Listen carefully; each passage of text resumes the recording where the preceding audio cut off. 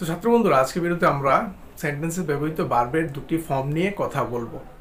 এর মধ্যে একটি হলো প্রেজেন্ট পার্টিসিপল। প্রেজেন্ট পার্টিসিপল হলো আমরা ভার্ব পড়ার সময় অনেকেই পাস্ট পার্টিসিপল পেয়েছি।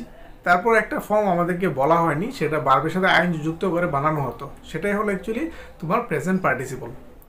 এবার কথা হলো ভার্বের সাথে এভাবে আইএনজি যুক্ত করে ভার্বের আরেকটি ফর্ম বানানো হয়, যেটাকে জিরান্ড বলা হয়। এবার জিরান্ড সম্পর্কে বর্তমান সময়ে স্কুলগুলিতে আমাদের খুব কমই পড়ানো হয়।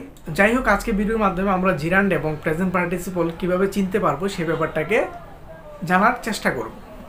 প্রথম কথা হলো, তাদের দুজনকেই যেহেতু ভার্বের সাথে আইএনজি যুক্ত করে বানানো হয়, তাদের চেনাটা আমাদের জন্য কঠিন হতে পারে। কিন্তু তাদেরকে যে উদ্দেশ্য নিয়ে বানানো হয় সেটা যদি আমাদের জানা থাকে, তাহলে সেটা অনেকটাই সহজ হবে।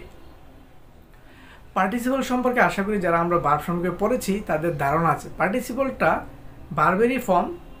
এখানে প্রেজেন্ট পার্টিসিপল হচ্ছে কি, সে ভার্ব হওয়ার পাশাপাশি অনেকটা অ্যাডজেক্টিভের মতো তোমার কাজ করে থাকে।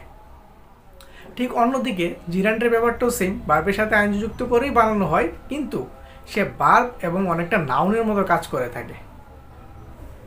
এবার আমরা দুটি যদি এক্সাম্পল নিই তাহলে ব্যাপারটা আরও ক্লিয়ার হয়ে যায়। ধরো পার্টিসিপলের জন্য, প্রেজেন্ট পার্টিসিপলের জন্য আমরা একটা উদাহরণ নিলাম, don't try to get into running train. এবার রানিং কথাটা হলো তোমার পার্টিসিপল, প্রেজেন্ট পার্টিসিপল, কারণ এখানে রানের সাথে আইনজি যুক্ত করা হয়েছে। এবার রানিং ট্রেন সবটাই তোমার একটা অ্যাডজেক্টিভ হিসেবে ব্যবহার করা হচ্ছে, যে ট্রেনটার সিচুয়েশনটা কেমন, যে ট্রেনটা হচ্ছে তোমার রানিং অবস্থায় আছে।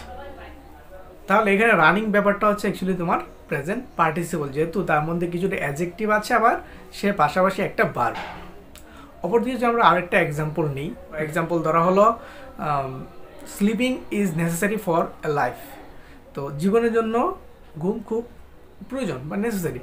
তো এখানে স্লিপিং স্লিপিং প্রথম বলা হচ্ছে, স্লিপিংটা স্লিপ ভার্ব থেকে এসেছে, পাশাপাশি স্লিপিং নিজেই একটা নাউন হিসেবে কাজ করছে, যে sleeping is necessary for life. তো এখানে স্লিপিং নিজেই একটা নাউন। তো তার মধ্যে আমরা পার্টিসিপেন্টের ডুয়ালিটি দেখছি, সে একটা ভার্ব পাশাপাশি সে একটা নাউন। তাহলে আজকের ভিডিওতে আমরা যেটা জানলাম সেটা হলো ভার্ব যার সাথে আইএনজি যুক্ত করা হয় তার দুটি ব্যবহার হতে পারে। প্রথমত, সে যদি ভার্ব পাশাপাশি অ্যাডজেক্টিভ হয় তাহলে সে হবে তোমার প্রেজেন্ট পার্টিসিপল, আর যদি সে ভার্ব এবং পাশাপাশি নাউন হিসেবে কাজ করে তাহলে সে হবে গিয়ে তোমার জিরান্ড।